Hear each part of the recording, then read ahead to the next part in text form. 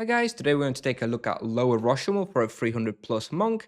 And it's not strictly, you don't need to wait until 300 plus, but I found that the results are just not really worth coming here earlier. Like you could theoretically come here on like level 200 with the destruction weapon, but generally I found it to not be worth it. So I think 300 is where it maybe makes a little bit more sense. You're going to start making some more reasonable experience and profit. As you can see, at 300 I was able to do about 3.3 raw with 600k per hour profit, whilst having charms active. And those results are okay, considering how strong the monk currently is. There are definitely better respawns in the game, but if you want the bestiary, for example, then definitely an okay place to hunt, get some profit, make some reasonable experience. But overall tier rating I give it as a B. Difficulty is about 6 out of 10. It's not really too difficult. There's maybe one pull on the lower level of the shockheads where you have to be paying attention, but overall not too bad.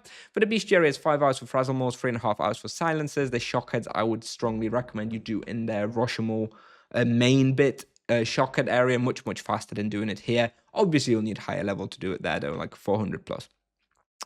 And yeah, that's it here. So requirements, I recommend level 300 plus. As I already mentioned, you can come here earlier if you really want to, if you really love this place, but I don't really see much point. There's no access quest required, and this place can be effectively hunted by monks, knights, and paladins for sure. Mages, almost certainly not due to the magic level debuff.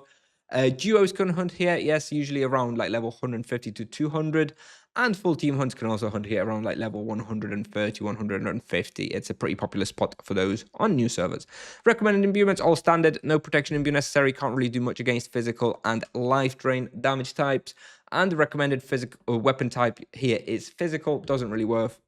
Energy is like 10% worse. So, it is a consideration. Like if you come here at level 400, you may want to use Soul Mass if you have it. But generally speaking, physical is a little bit better here. Supplies per hour, about 800 great mana potions, 50 spirit potions, and 6 transcendence potions.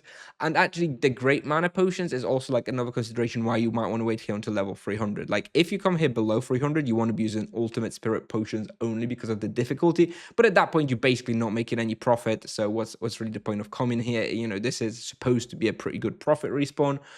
So yeah, once you hit at 300 plus, you can drop down to those great mana potions, which is a more profitable respawn at that point. For charms, I recommend Low Blow and Void Skull on Frazzlemore. Then for the silencer, you could put on Divine Wrath or Savage Blow as the major, and then Vampiric Embrace on or Void Inversion as the minor, whatever you may have available. For the wheel, I recommend the 2 lesser gems, ideally with hit points, and I'm currently running a +1 chain in the Gift of Life Revelation perk quadrant. And the character you'll see in the video is a level 301 monk with 96 fist and 40 magic level. So lower Roshamuul, probably most of you have hunted here, but just in case you haven't, you will come in through here.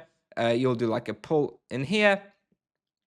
You'll run, usually do like maybe a pull in here, third pull in there. Then you levitate down on the staircase here. You'll do a pull somewhere here. I kind of did it by this wall normally. And then here is the thing. You can now take this section and you can either do it in 1 or in 2. So that's up to you. If you're like kind of struggling and you're a bit worried, then maybe you can like do a little pull in here and then do like a secondary pull in here. Myself, I was usually just going pretty hardcore and just doing a big pull in here and then just going up. Up to you. You check it out, see how difficult it is for you. Consider splitting that one in 2 because the shockers do a lot of damage. So yeah, be careful for those.